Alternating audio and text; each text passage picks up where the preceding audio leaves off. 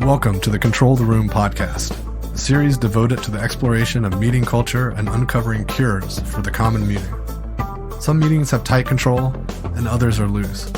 To control the room means achieving outcomes while striking a balance between imposing and removing structure, asserting and distributing power, leaning in and leaning out, all in the service of having a truly magical meeting. Today, I'm with Kazique Prince, founder and CEO of Jelani Consulting LLC, where he is a diversity, equity, and inclusion consultant working with businesses and nonprofits. Welcome to the show, Kazique. Oh, thank you so much. I appreciate you being here. Absolutely. So for starters, I'd love to hear a little bit about how you got your start. What's the origin story of Kazique? Well, it's complicated, but I'm a trained psychologist. I've been a psychologist since 2003. Went to the University of Georgia out there in the sticks of Athens, Georgia. But I've been doing this work around diversity, equity, inclusion for 25 plus years. I worked initially in substance abuse education and treatment. Also worked in higher education off and on for a number of years. Worked with some nonprofits. Used to work with a Catholic agency as a social worker in the Bronx. So I've had a variety of different experiences, which has been really rich for me. But I'll say I've been running my company, Jelani Consulting, for the last 13 years, really focusing and honing down on this conversation around diversity, equity, and inclusion. And to be honest, I think the reason I got started in this work because I found that they were just very difficult conversations for people to have, whether it was about race, gender, LGBTQ concerns. And I had found that my conversations that I was having with people around alcohol and drug treatment were just as difficult, if not more difficult. And so doing this work around diversity, equity, and inclusion just seemed like a prime opportunity to encourage people to really engage in a conversation and dialogue and really figure out ways of making a difference in their lives. Because I think the biggest challenge is that people want a sense of fairness. They want a sense of right and wrong, but how to have those conversations when you're talking about racism, when you're talking about people losing their lives because of the injustices they're experiencing, it's very, very difficult. And so I found that I enjoyed and felt motivated to have that conversation with people. And to be honest, a lot of people don't know this about me, but there was a time I thought I was going to become a minister. And becoming a clinician was part of my kind of, for lack of a better word, part of my ministry, but specifically focusing on issues of diversity, equity, inclusion, so people feel more empowered, feel more alive, feel more actualized. However, it just felt like the right pathway for me. And so I've just been really enjoying being able to be a witness to that experience for a lot of people and support them in their efforts. And from a business perspective, I want them to make more money because I know organizations that do this well just do a better job of making money and doing the business that they're focused on. Yeah, there's a lot to unpack there. And I'd like to start with, you use the word difficult and how truly difficult navigating racism and privilege is, just because it's so multi-layered and complex. And, there's even taxonomy and language people don't understand. There's fears about, how they might show up and how they don't want to be labeled. No one wants to be labeled as a racist, but, the fact that we're part of a racist system just that pretty much makes us part of it, right? Like we're existing in this thing, so we're contributing in some way.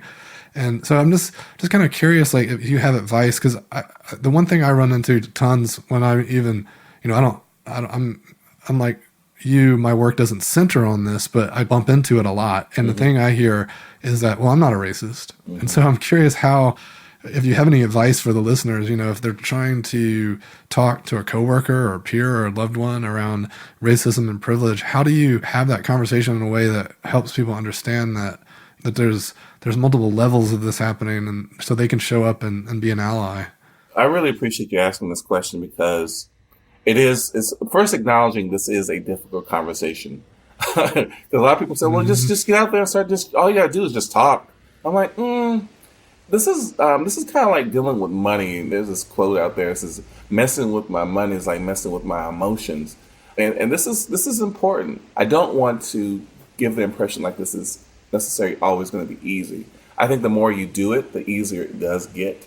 But the first thing I start off with is acknowledging that what we're trying to attack are systems that are in place. We have institutions that are in place, and we're less concerned about attacking people, but we're really trying to challenge systems that perpetuate the biases that many of us are frustrated by.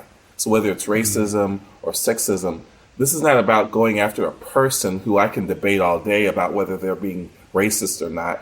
And that's going to be an ongoing dialogue. I mean, there's still people debating whether President Trump has done anything racist or not. But the problem is that you're gonna always run into a challenge of trying to prove to people that they are racist, because it's a personal kind of dialogue or personal attack, and it's hard to have that discussion.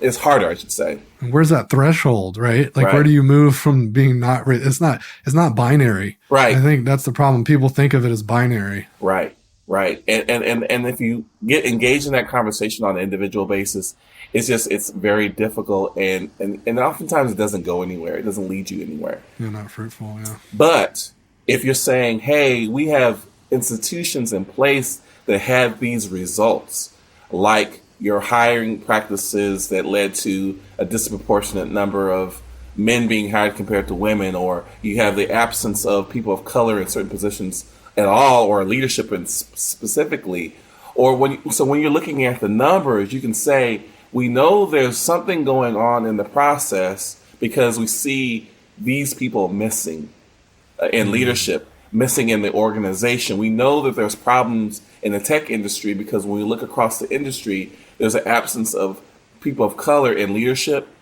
And when you look at Fortune 500 companies, you're seeing the same absence of people who are just as talented, who are just as smart, but they're not in those positions. There's not a critical mass of people of color or women in certain industries that are led by mostly men.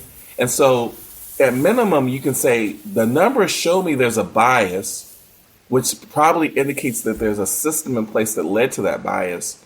Now it's all our responsibility to get engaged to figure out how do we change that wave that led to that present situation and create a new situation or a new dynamic. And so I say what equity is fundamentally about is about changing programs, policies, and procedures that led to the biases that we have in the first place. So I want to talk a little bit about what you notice when you're working with clients with these policies and procedures. Like, what's the low hanging fruit? I'm sure that there's something that you see just over and over and over again when you start working with a new company. Like, oh, yep, there it is again. Like, we need to fix that. Is there something that is just kind of ubiquitous that just needs to be, that you think would just be great if everyone just like paid attention to? Oh, yeah. One of the things I've learned early on is that one of the best indications of an organization's investment and engagement with this conversation around diversity, equity, inclusion, not just the conversation, I mean that in a very obtuse way, but their engagement with this work, is when they're willing to put money towards it. If you're not putting any money towards it, this is not a priority. And when people ask me, well, how much money we're talking about, I said, well, like anything that's important to me, I invest a substantial, there's a substantial investment. At least 1% of my profits should be going towards this work. So if I want to build a new building, if I want to start a really major initiative that's going to change the culture of our organization, putting $0 to it is a guarantee that nothing's going to happen. But if I say I'm going to put X percent of my profits towards this effort, it's going to guarantee something's going to happen. And what I'm also looking for is what's my return on investment? And we know from the research that the return on investment can be anywhere from every dollar that you spend to about $7 to $7 to $10, $15 return. And we already know that, right? And so those are the kinds of basic things I'm looking. I'm looking at their budget, going, how much, not time, not volunteers going out doing community service. How much of your money have you invested in this? And then I want to see your staff that's committed to this. And if I can see that, that gives me a sense of what your investment may have been up to that point. And if you had $0, that's fine. Then my job is to help you reimagine your budget so you can make this a priority. Yeah, the thing we run into most when thinking about this kind of work is how people show up in meetings. And, I think that's the hallmark of true inclusion. Mm-hmm. And as we think about the work we do as facilitators, our job is to make sure everyone's included. Mm-hmm. And ideally, we do it in a way where we're not just going around round robin and calling on everyone. Like, can we create like really dynamic and truly inclusive types of scenarios? And so I'm just curious, like, is that something that you're noticing and that you're starting to see clients of yours starting to have more inclusion in their meetings or more contributions from everyone? When I think about people's attempts to be more inclusive, the good thing that I'm seeing is that people are trying to be more and more creative about how to create those more inclusive environments, whether it's just having check-ins, even for some of these more religious-oriented organizations, them starting with prayer, not in the way of saying, okay, this is one way of praying, but just saying, I want to open it up for us to center ourselves, whether it be from your own faith tradition or another tradition or no tradition whatsoever. But it's a way of getting away from one way of running a meeting, which tends to be very output or outcomes oriented. We need to achieve these goals during this meeting at this time, versus relationship building, which is also important, right? Or it's getting to know each other. So it's just and creating that inclusive environment means having a different kind of exchange. That's not, sometimes meetings might be led by a different person each meeting, so you have a different feel of things. But the idea is that you're not just using the meetings as a way of engaging with one another, but also meeting one-on-one or smaller groups, but just really being creative about how do we conduct business with the same goal in mind of, yes, we want to make money and improve our operations and so on and so forth, but we're finding that there's different pathways of doing that work if it's done well. Absolutely. Kind of what you're talking about too reminds me of kind of creating more trust and potentially more psychological safety on a team. If you build rapport and you build understanding, then people are less likely to be, judgmental or snappy. And, as we know, those dynamics lead to, people withdrawing and not contributing in meaningful ways. So I'm curious, like, when you see teams that are trying to make efforts, but maybe the inclusion's not there, what are some of the common issues you're noticing or things that are holding them back? Well, it's funny you say that, because the biggest issue that I find is that people overestimate their ability. A simple term is cultural competence, but more accurately is they overestimate their ability to navigate across cultures effectively. They think they're in one place. They think because they made an investment, they're super excited about this work. They know it's the right thing to do. They made the business case for it, so they're totally invested. However, they don't have the skills to actually navigate those conversations effectively. When subjects around race and racism come up, or other issues, they're finding themselves using a lot of their lizard brain, where they're fighting, fleeing, or freezing. And so when those conversations come up, their ability to actually navigate is really diminished, because they haven't figured out for themselves personally how to sort through the moving parts that are going on. And so even though their heart's in the right place, their ability hasn't caught up with their heart. And so a lot of the times it's sitting with them and really developing the skills that are necessary to have the conversation. But I would say the other issue is, again, I might have the right ideas, and I'll use one example real quickly. A lot of organizations want to recruit, and they want to recruit more diverse people, but they don't have any relationships with the people that they want to recruit. How are you going to recruit more people of color, whether it be Black, Latino, or other groups, if in your own spheres of influence and in your life, no one who's Black or Latino or Asian? Your first step is to go build those relationships first, then tackle your goal around recruitment of that population. Mm-hmm. And so they prematurely go out there and start talking to all the Black and brown people they can find on the internet, and they wonder why people are looking at them crazy, going, "Who are you and why are you calling me?" Mm-hmm. And so those relationships are critical. And I can't sleep on the importance of taking those 10 steps back first to make sure you have all the things you need in place first before you tackle some of the big goals that you might be trying to attempt to deal with. It makes total sense because if you think about it, it's like two dynamics, right? On a purely unrelational standpoint and a purely like mechanical and operational standpoint, you have to have a pipeline. If you don't have a pipe, and I always tell people, if you're trying to recruit, if you're trying to hire today, you should have started recruiting 4 months ago. Otherwise, you're not going to have very good candidates, and they certainly won't be diverse because you're just finding whatever falls out of the woodwork, and that's probably going to be through your network and people you know. And then also, it really resonates with me because if you're on the relational side, if you're starting to understand these people, relate to them, you're going to be able to A, change your policies, B, design a nice looking container that these people will want to be inside of. Because often I see people wanting to, it's a lot harder if you don't start early. If you start later and it's 10 dudes in a garage and you're like trying to hire your first woman, they're going to be like, I don't want to be the first woman in this like gym locker. Yeah, and it's funny you say that because when you ask people of color and women about going out and recruiting other people of color and women, they have no problem doing it because their networks already exist. They already have the relationships. Just like with white men who have a great idea and they're sitting in the garage and they're like, hey, let's do this. What they're really good at is recruiting other people like themselves. But if they're going to recruit anyone that's not like themselves, they got to be asking themselves, if I don't know these folks already, I need to spend the cultural capital necessary, the investment that's necessary to achieve it well. And what I know, and the thing is, it can be done. It can be done so not easily because it's going to take time. And for some organizations, it may be 4 months, it may be a year. Because I'll be honest, people of color, and I can't speak for everyone, but some people are a little suspicious. They're like, and you want to use my contacts so you can achieve your goals? And do I really want to work in your organization? Because y'all seem a little iffy about this diversity thing in the first place. So that's why that trust piece is so important because they want to know, I would speak for myself, I want to know that you're invested, not just for the short term, but the long-term gain of the people that you're trying to recruit. And why me?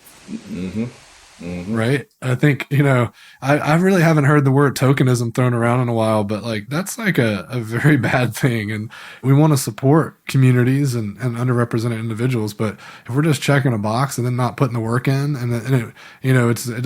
we're not looking carefully at who it is and making sure that they're great for the role, then like, that's actually doing a disservice for everyone. Well, and that's what we experienced 1 or 2 generations ago with affirmative action. Hence why people don't even like using that term anymore. Matter of fact, when's the last time you heard someone say affirmative action, right? Yeah. And not unless someone was being derogatory. Right? Exactly. And it was because we went about it so haphazardly. We threw people in positions that, one, they weren't given a chance, they were underprepared, or sometimes overprepared, but their voice was small and diminished in so many different ways. And so it just became a self-fulfilling prophecy of some of the troubles. And the thing is, that's still the struggle we have today, because people will do a lot of the same things we've seen for generations now, where they set up people for failure and wonder why they had the result they had. And I think one of the big things I think we're faced with now as a country is that what is the responsibility of business leaders, especially whether they're big or small, to invest in their talent? Because think about how many people you know in your life who are really not that smart, really not that talented, but we give them all the graces necessary to be talented, to be really great, because someone sits with them and talks with them, gives them the inside scoop. They're treated like the special child, the golden child. And could you imagine if that happened for more people, particularly people of color who never get that, how it would make a difference in their lives and how they would be successful? And that's to me, that's what equity is all about. It's not giving the kid who was going to go to college anyhow an opportunity. It's giving a kid who never thought that was even a chance, an opportunity, and not just to go to college, but I want them to be chair of the Federal Reserve. I want them to be super successful, not just get by. And I think that's the struggle. It's like somehow I should pat myself on the back because I got this kid out of high school. He was going to do that anyhow. He didn't need you for that. It may have been harder, but he was going to do it because he was already directed to do that. But if you say, no, I'm going to invest in this young person, and I'm going to make sure they not just go to college, but go to one of the best colleges, and not just that, but they're going to get a great job, that they can pay it forward. That's a different kind of investment. Man, you're talking about capitalization of society. How do we raise up? I mean, if you really think about the broader impacts of this work, it's not just how do we improve ROI and profits for a company, but it's really capitalization of society. We as a civilization will rise up in ways that are, unprecedented if we can come together and work and collaborate, and also keep people from getting just like ripped up by the system. I'm really excited about what Oregon's doing. The fact that there are people that are just getting thrown into jail for petty things just because they had a bout with some drugs, and the next thing you know, they can't get out of this rap sheet they're in. So I don't know. I think I'm really excited about where programs like that and the work you're doing can really just help us as a civilization. Well, and the thing is, I think that sometimes gets lost in this conversation around diversity, equity, inclusion, because there's the troubling and depressing and heart-wrenching stories of oppression that we hear, right? We watch movies and we hear stories, and we're just like, man. But what the movement is really about is exactly what you just described. It's going against convention, being less concerned about punishing people, and being more about lifting every boat. In higher education, they talk about inclusive excellence. And what they mean, because the fear is that we're somehow lowering the standards to include other people, when in truth, we're actually raising the standards. We're raising the opportunities for profitability by expecting excellence in everything that we do. And we can only do that if we provide an inclusive environment for the success of every individual. And so that mindset is a switch. But to be honest, it's been one that's been helpful for some folks who have been kind of, kind of poo-pooing this whole thing. And I'm like, no, this is about making money and being better at what we do, because that's where innovation, that's where good ideas and creativity comes out of that. And so there's people who are being straight up, like totally questioning all this. But when you're talking about the bottom line or being more mission focused, they're convinced and they see it. I mean, that's the great thing about today versus just 10 or 15 years ago. We have the numbers that show that this approach is very effective in creating the kind of profitability, or if not profitability, mission-focused kind of agenda. Yes, here's the thing. The values have to be aligned. If the value of the company is we need more profits, or we need to grow, or whatever outcome the company is seeking, or the nonprofit, the organization's going to have values and they're going to have a focus. And if you can align with that, then that's where you'll be successful with any change initiative, right? And I think you're spot on with the focus has to be on revenue or the mission. And I believe that any of those things are going to be better when you enable people to do their best work, and people take pride in doing a good job. That is in human nature. And if you can put people in a situation to do better work, I mean, that's just going to be a better environment for everyone. What's funny about this too? The other thing that drives this, we've done a really good job with our young people and trying to create these more collaborative teams. They work on projects together. They in a lot of schools, they do project-based learning where they can go out and explore and find their own learning opportunities. And you know what the millennials have come into work saying?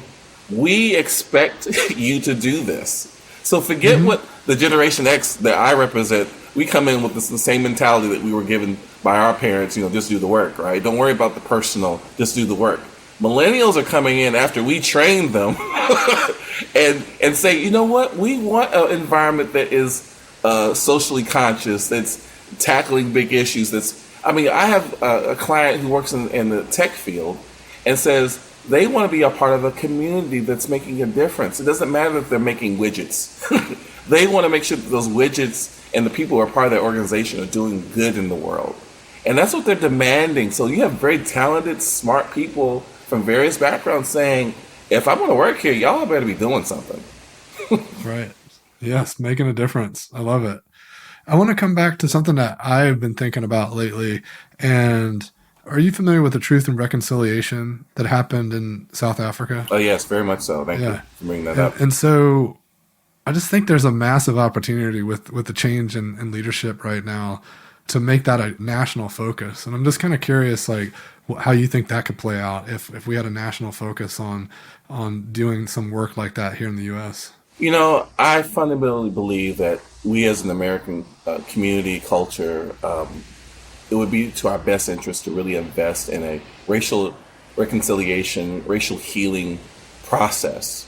It may not look like what they did necessarily exactly what they did in South Africa, but there's something that's very important here that needs to be kind of called out. We are still a country that still doesn't tell the truth about the Civil War. We still don't tell the truth about what slavery was about. We still have too much of the population who believes that the Civil War wasn't about slavery. We have too much of the population who just doesn't want to acknowledge the history of slavery and racism that made this country successful. That this country was, in many ways, promoted on the backs of black and brown and other people to be where we are today. And that unwillingness to acknowledge that and just kind of say, you know what, that's a real thing. We need to have a vehicle or a means of having that honest conversation with one another. And because there's still some deep generational grieving that's going on around that.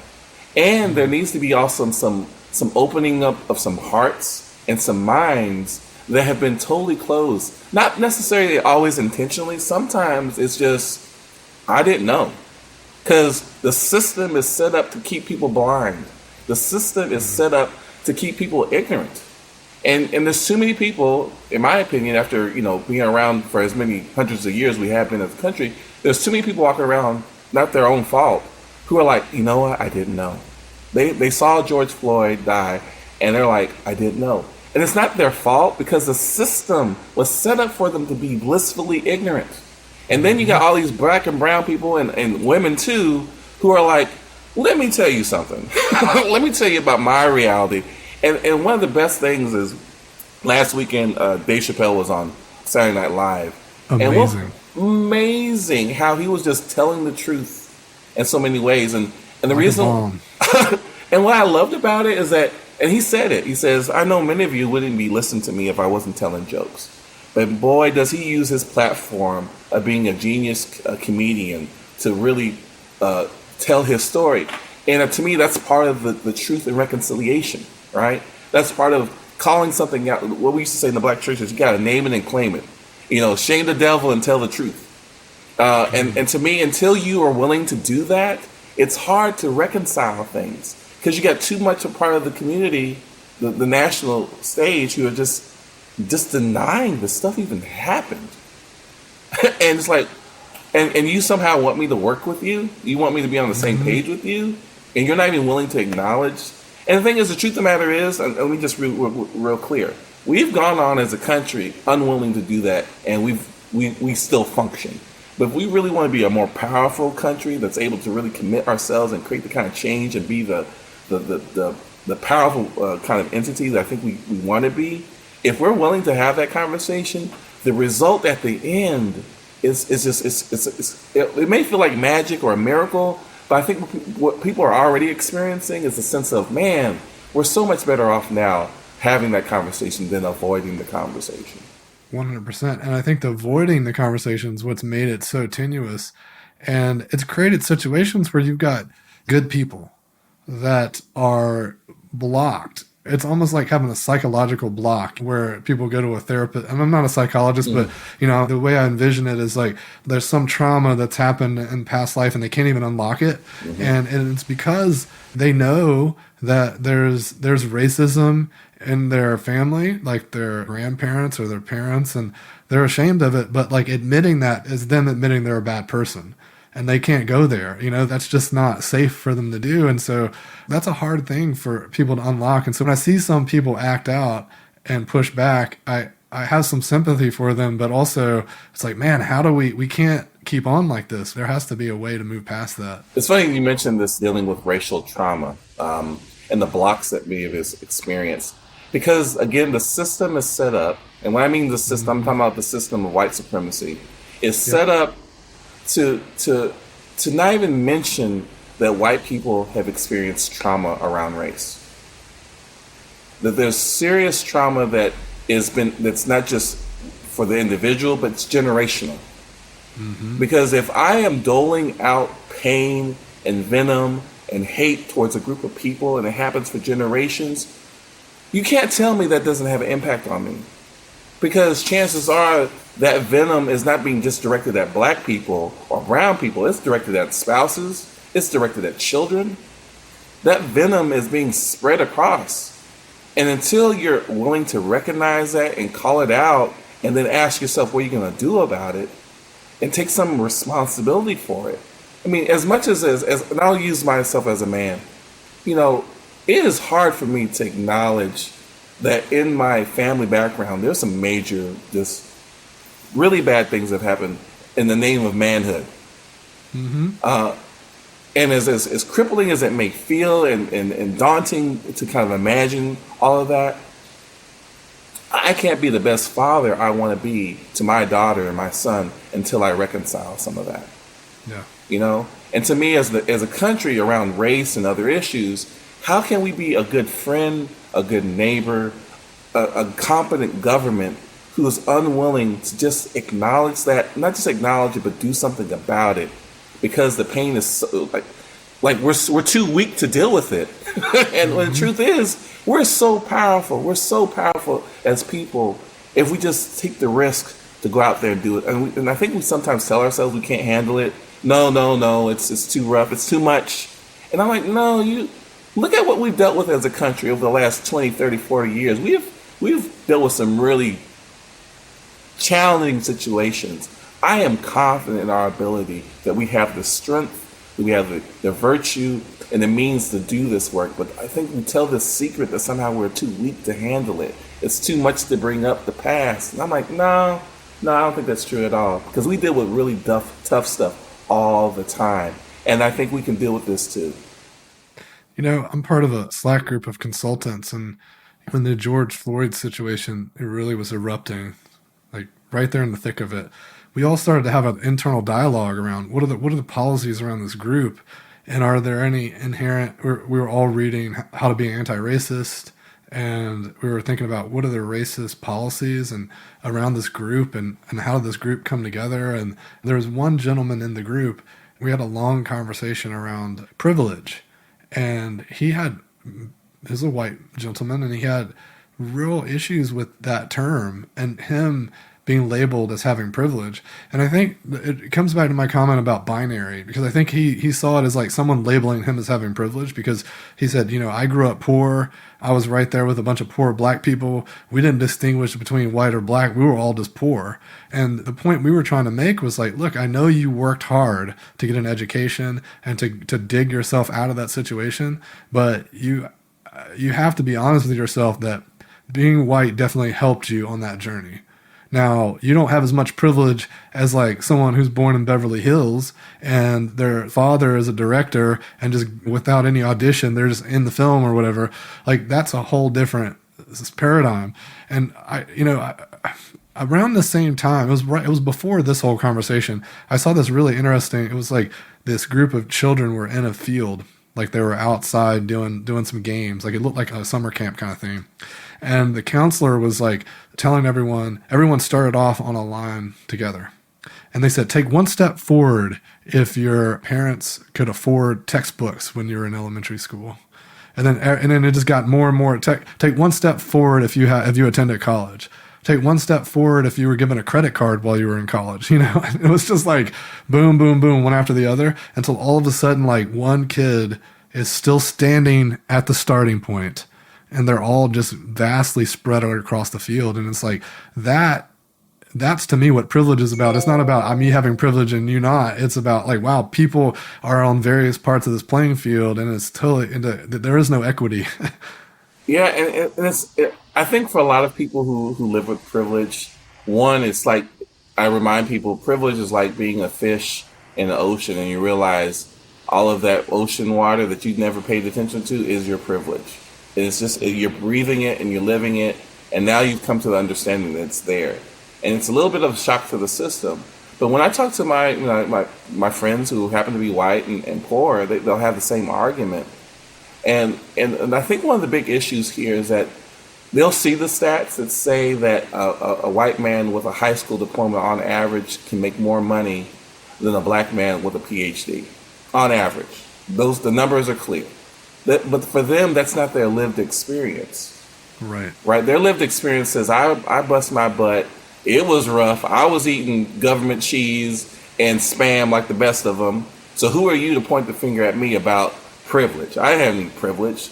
And I'm like, and my experience has been for those people, oftentimes it takes someone else with lived experience over a period of time to make the case for why it affirms their experience, but also gives some insight that something about you being white gave you opportunities that the same person with the same talent as you will not receive. And they'll see it in those kinds of exercises you just described. They'll look at their friend who's sitting right next to them, who they know is just as talented they are, and be like, oh, wow. Wow. And so I try to be graceful and patient with folks like that. It can be a little frustrating, don't get me wrong. But it's not until they see someone they're intimately connected to, who they trust, they're able is to give them some insights that the numbers just won't give them. Because what they're looking is for that lived experience that tells them maybe your experience is maybe not quite accurate.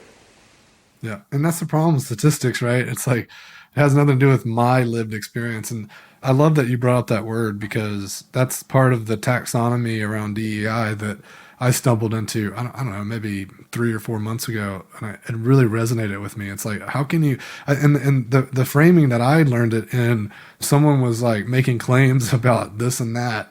And then the retort was, how can you argue with someone's lived experience? I was like, oh, wow.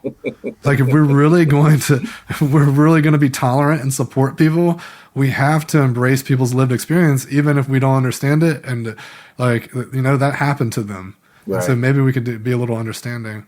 And I guess I want to maybe end with kind of circling back on how we design better meetings and better experiences for our employees that are inclusive and supportive, collaborative. And a lot of the work we do is based around design thinking and using human-centered design practices, because, these tools, these techniques were created to design things for humans. Well, guess what? Our employees are humans. And if we want to design experiences for them, we can turn those same tools we use externally for products and point them inward so we can have empathy. And, my theory is, like, if we want to create an inclusive situation, let's do some ethnography. Let's understand where people are coming, what they're hoping, what their fears are, like what they're looking for in the world, what they need. And if we can understand that, then it becomes crystal clear what we need to do. It's because someone was asking me, with this remote environment, how do we support our employees with children? And it was in one of our weekly facilitation practices, and I was sitting back just listening. People had a lot of great ideas. And then I asked the gentleman, I said, have you spoken with them about what they need? And there was just a little bit of silence, and I was like, I think you should probably start there. Just interview all of them and find out what are their schedules, what challenges are as soon as you start to sketch with them, to talk with them, to get curious with them, then you can start to understand their needs. And then that's how you make inclusive. Like, if you are addressing needs, that is ultimately inclusive, because everyone's going to be taken care of. And so I'm just kind of curious. That's been a real epiphany for me over the last year. Especially as I've seen more and more HR people showing up at design conferences and stuff. And it just gets me really excited to think about a discipline that's, typically unfunded, and how do we shift that conversation? So I wonder if that overlaps with your work at all and what you've been noticing. Actually, it does overlap with my work, because whether it's a design thinking approach or whatever, but as you know, one of the first steps is collecting data. Right. And oftentimes we forget to go ask our employees what their experiences are like. And the thing is, you don't want to overwhelm your employees with a 17,000 item questionnaire. you want to give nice little pulse kind of surveys, with maybe 5 or 6 questions that really help to give some insight of what their experiences are. But let's also not sleep on the importance of those interviews and sitting down with people and saying, hey, what's been your lived experience on this area? And by receiving that insight and those perspectives and collecting that data, and making sure you have people at the table who are part of the decision-making process. So it's not just asking people, but actually making sure they're part of the conversation at the table. I think what you're going to find out are the solutions that folks are looking for, because what may work at X organization may not work at Y. But the process that's going to be similar for both organizations is their willingness to go out and ask their employees and have leadership in place who are going to make these things come to fruition and be willing to take the risks that are necessary. Because I think what we've been faced with the coronavirus pandemic, and I would also say the racism pandemic, is that we are forced to look at work differently because people are at home with their kids, and a lot of us, some of us don't have partners who can support us, so we can work just on work. And so people have had to be really creative. And what I want to know is how they did it. You know, how did you run between raindrops in the middle of a thunderstorm and still got things done? Or did you? And it wasn't even realistic to expect you were going to do that in the first place. And what's the end result? What are we going to find out after all this kind of settles down a little bit? We got the vaccine out and everyone's finally settled down. I think what we're going to find out is that people suffered a lot through this. We're going to find out our kids suffered because the educational system fell apart. We're going to find out that many parts of our economy fell apart, and we were just living on a lifeline. The question I'll be asking myself, and I hope and my friends, is what out of this pandemic, what did we learn that we can use to make ourselves a bigger organization, a bigger community? Because right now, I think what we're not facing is the carnage of this last year. But like I like to believe that out of every, for lack of a better word, failure is the opportunity. And I want to see how we as a country take advantage of that opportunity. So whether it's the racial healing, reconciliation conversation that I think needs to happen, or the innovations that we find that families had to implement to survive all of this. I mean, I think there's something about that. I think we as a country, whether it's the Great Depression or even the Great Recession we had, we learned a lot. I just wonder if we're ready to hear the truth about this experience. Wow, a lot there. And I really appreciate you spending the time to talk with me through this today. It's already kind of gotten my gears spinning in some new directions, and hopefully listeners might be inspired to think about the work ahead of us and how they might show up and contribute. And I just want to give you an opportunity to leave our listeners with a parting message. You know, this work around diversity, equity, and inclusion is not for the faint of heart. This does require us to build the muscles, the spirit, the stamina that's necessary to work through it. The great thing is that we are not alone. There are other people who are struggling, who are uncertain, who's scared, and we are much better together than we are alone. And so if you do nothing else but search for someone else who's also trying to make a difference, who might feel scared and alone as well, just like you, who maybe they just don't know what's going on, but they want to know. Make sure you go out and find someone who's wanting to do the same thing and get on that gravy train together to figure out some solutions. Because doing it alone we were never supposed to do this stuff by ourselves.